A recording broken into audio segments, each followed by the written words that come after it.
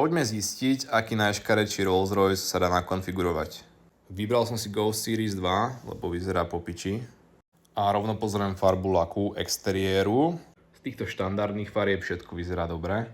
Tu nie je moc čo riešiť. Všetko vyzerá absolútne úžasne. To sa však nedá povedať, keď idem tuto nižšie. Mám pocit, že toto je môj šampión. Čo myslíte? Ale ešte len taká rýchla vsúka v tejto modrej, Galileo Blue. To vyzerá podľa mňa, že neskutočne dobre. A teraz vyberám farbu do kontrastu, ktorú tam dám. A ako som hovoril, že tá modrá vyzerá dobre, tak tu už až tak veľmi nie. Tu sú tie možnosti šialené. Disky tam dám najmenšie, aké idú, a to sú 2 ciny. Wheel center matched to contrast. A sme asi cca na tomto.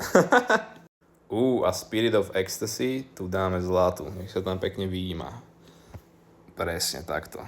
Chromové konzolky výfuku nie, ďakujem, tie tam netreba.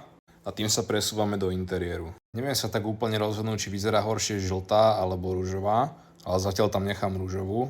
A vlastne tú žltú môžem použiť ako sekundárnu. Perfektné. Ešte viem upraviť farbu týchto výšiviek, ktorá je teraz vlastne modrá. Nie však nadlho. No a tá červená tam zaniká, tá modrá tam útočila viacej. OK, zelená. Ale tých interiérových možností je tu vážne skoro nekonečno.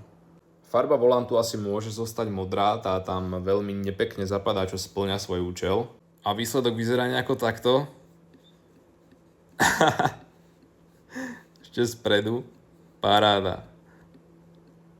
Myslím, že tu som nezlyhal, tých možností tam bolo naozaj veľa a toto je podľa mňa ten najškarečší Rolls-Royce, ktorý si môžete nakonfigurovať.